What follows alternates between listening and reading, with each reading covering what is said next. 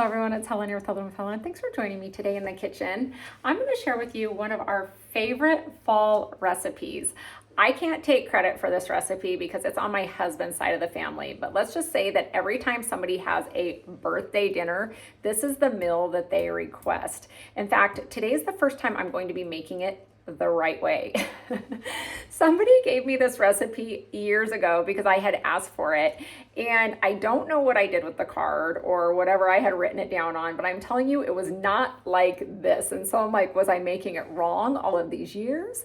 Or did somebody purposely give me the wrong recipe because they didn't want me to know the recipe? Because you know, sometimes families can be very territorial over their famous recipes. So guys, I feel like I finally got the right recipe. My sister-in-law shared it with me yesterday, which I was really excited about because she did give it to me on the camping trip this year, but the only thing I could remember was potatoes and cream of mushroom. So I had to just message her yesterday. I'm like, hey, I'm really wanting to make the Connecticut stew is what they call it. This isn't really a stew though. It's more like a casserole. So maybe other people make this and they have a different name for it. The family calls it Connecticut stew. So I asked her if we could have the famous Connecticut stew recipe, and lo and behold, she messaged it to me, and I was like, yes, how kind is that? And so she shared it with me, and now I'm sharing it with you, and I hope that you guys will make this because it is so good. And if you are an acid reflux sufferer, which we all know that I am if you watch any of my videos, this recipe right here, it's good for acid reflux sufferers. It has never ever given me any heartburn, unless of course you top it with the famous buffalo sauce at the end. So that is an option for those of you who want it to be just a little bit zestier, a little spicier, which I'll show you. So right now I am in the process of making it here in my kitchen. Now, if you have a cast iron skillet, you're gonna want to use that. I don't have mine anymore because it's in the camper. So I had to use just the pan that I had here. So you're gonna want a deep dish pan that you can cook the stew meat in. All of these years, I've been using roast meat. Like I was actually cooking a roast, I would shred the roast, which I guess would be one way to do it, because when I made this before, it wasn't terrible, it just wasn't good. And so my sister-in-law said, you need to use stew meat. Okay, so guys, when you go to the store, you're gonna wanna pick up 2 to 3 pounds of stew meat. And then what you're gonna wanna do is you're gonna wanna dice it up. So dice it up because you don't need those big, thick pieces, right? I think there's so much of it, right? So I think a little bit of meat can go a long way if you cut it up into tinier pieces. And so that's what you do. You cut it up and then you throw it into your pan, and then you cook it with a half a bottle on low to medium heat of Worcestershire sauce. Okay, that's the secret ingredient, guys. And so you're gonna put the stew meat in there, you're gonna add a half a bottle of this, and then you're gonna start cooking it on a low to medium heat for as long as it takes. You're gonna want it to absorb probably most of the liquid. You're not gonna have it absorb all of the liquid, but definitely a good portion of it.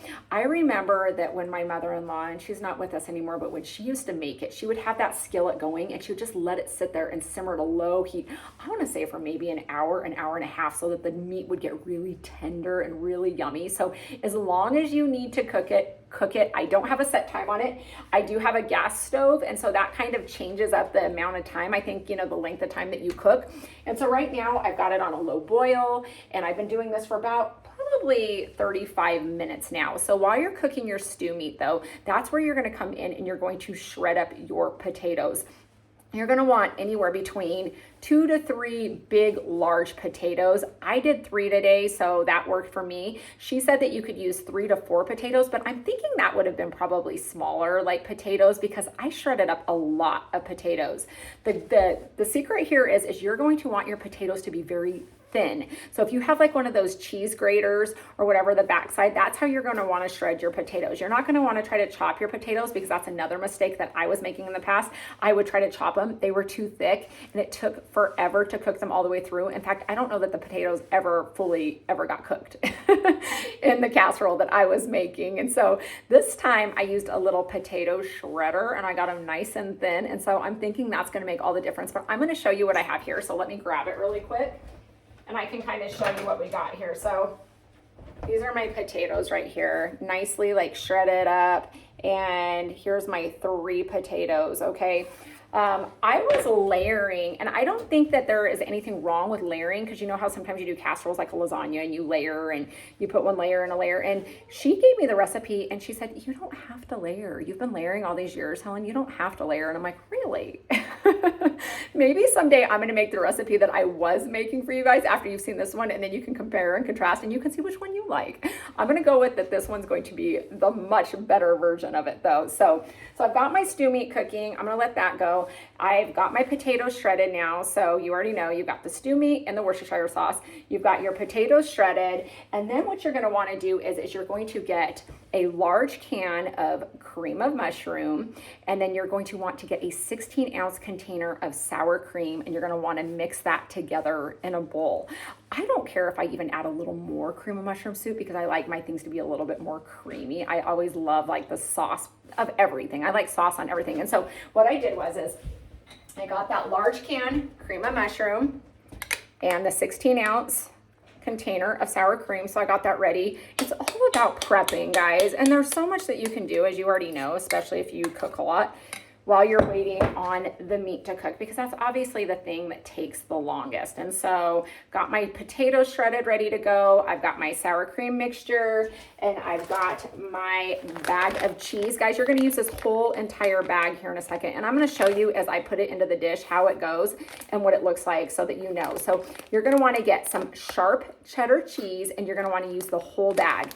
And you're gonna wanna get the finely shredded cheese. You're not gonna want the big clumpy cheddar. You're gonna want this like really finely shredded cheese, because it's just going to be better. It's going to melt better. And so you're definitely going to want to go with this. It doesn't really matter on brand. I really like this brand, but there's all sorts of brands that you can use. So you just take your pick on that. And then the last but not least, you're going to want to crumble up some cornflakes. Okay. Cornflakes are going to go on top of this little bad boy. So we already know. I don't like this brand. I like it. You can go with any brand though. And that is it for now. So I'm going to use a big giant dish like this.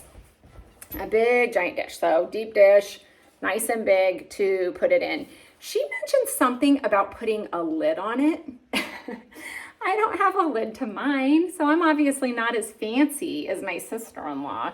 So I'm thinking I'm probably just going to have to put some maybe tinfoil on top of it, because after everything is said and done, this thing is going to bake for 2 hours at 350. That's a long time, but that's probably to get all those potatoes cooked up. Guys, I used to throw it in the oven for about 35 minutes, 40 minutes and be done. And so no wonder the potatoes weren't cooked.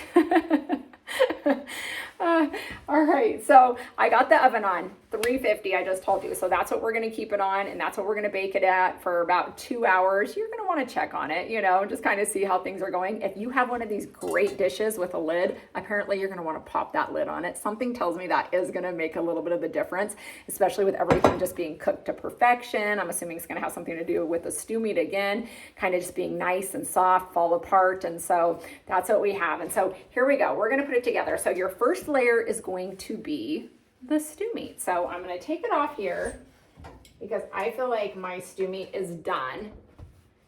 Again, guys, I always apologize about the lighting in my kitchen. It is so unbelievably bright in here, always. I can't escape it. I should wear sunglasses in my house. That's how bright my house is. I went to the eye doctor the other day, and we started talking about I'm like, hey, I'm starting to have issues with glare and with brightness and everything. And my doctor was basically like, welcome to mid 40s. And so I'm like, oh, is that when your eyes start to go bad? And he's like, mm-hmm. I'm like, oh no. And so he had me doing all these tests when I was in there.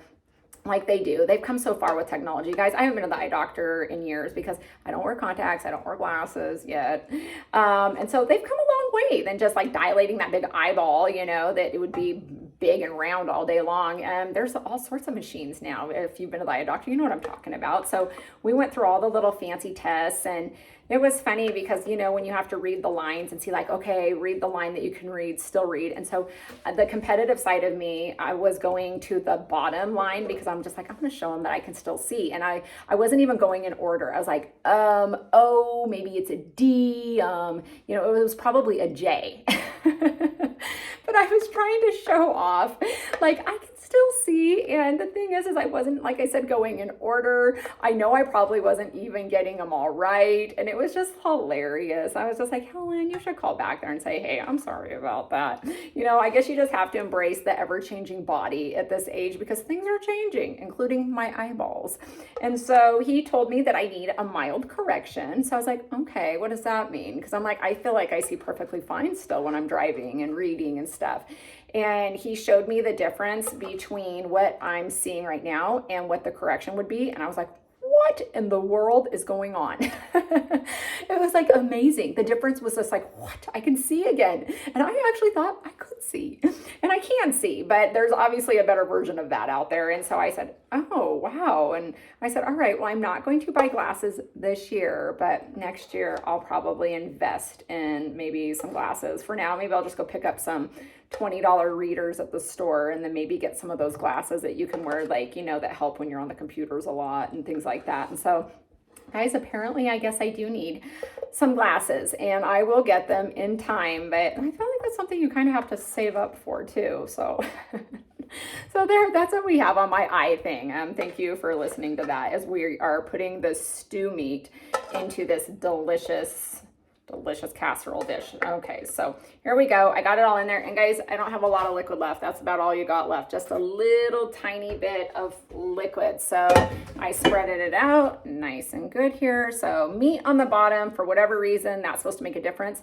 Meat, I would have put the potatoes on the bottom. That's how I would have done it, but put the stew meat on the bottom. And obviously, like I said, you spray the bottom of your pan. I just use the olive oil. Pam, spray with whatever you want to. And then I'm going to come in with all of these potatoes now. And I'm going to put them right here on top of this. Make sure that they're all nicely spread out. Again, what I was doing is I was layering it in the past. I'd put like a little bit of potatoes, a little bit of meat, a little bit of the sauce. She said, just put in all the meat and put all the potatoes on top of it. And I'm like, cool. I mean, for me, I feel like that actually makes it 1,000 times easier.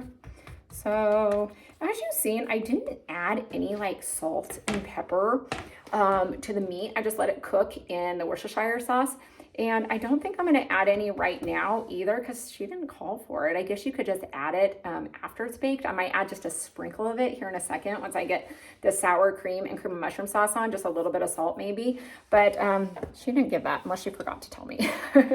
Again, you can always add that. So now all my potatoes are nicely placed on top of the stew meat. I'm coming in with the sour cream, cream of mushroom, this whole giant big bowl on top, which yummy. Let's push that there. That way I didn't need to bump my phone on that. So here we got that. Get every last ounce of it because I always love this mixture.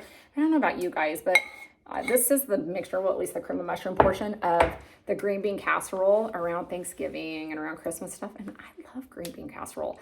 I like cream of mushroom. I really do. That's one of those things where it's like, I like it. I know it's not for everybody, but I'm like, most dishes that have cream of mushroom or cream of chicken or cream of celery or something like that, it's like, typically I like it. So here we go. And it's already filling up this like pan I have going here. It's just like, oh, it's almost filled to the brim, truly.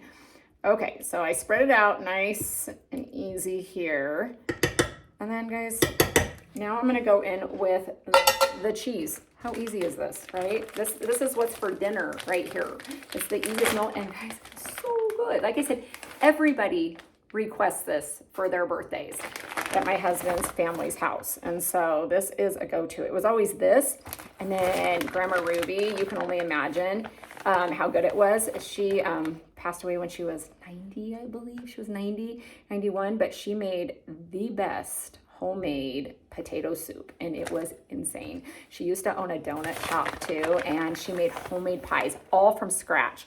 So coconut cream, banana cream, pecan, everything, and nothing in this whole world compares. Like everything else is literally poop. It is poop.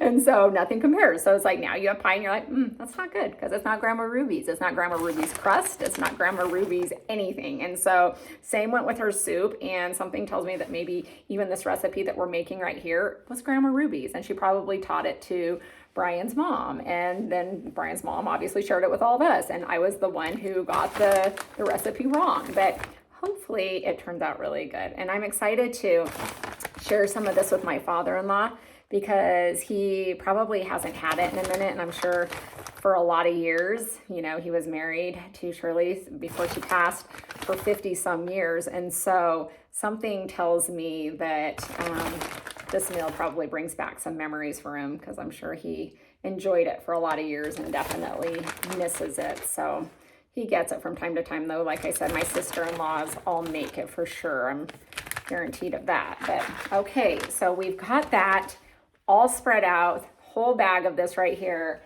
And then you take your cornflakes, and now you're just going to take your crushed cornflakes and over the top you go. And then you guys, I'm going to cover it up, like I said, with some tin foil and throw this baby in the oven, 350 for 2 hours. And if you need to, I guess, do it for 2.5 hours because that's what you need to do to make sure that the potatoes are fully cooked, then 2.5. Because today, since I don't have the lid on it, I don't know if it's going to take 2 hours or it's going to take me 2.5 hours. I can't guarantee that, but everyone knows how to poke a fork into a casserole to see if the potatoes are done. And voila. There you have it. So that is what's for dinner tonight. I hope that you guys make it and I hope you enjoy it. And if you do make it, leave a little note for me in the comment section and tell me what you guys think of it. So have a great weekend.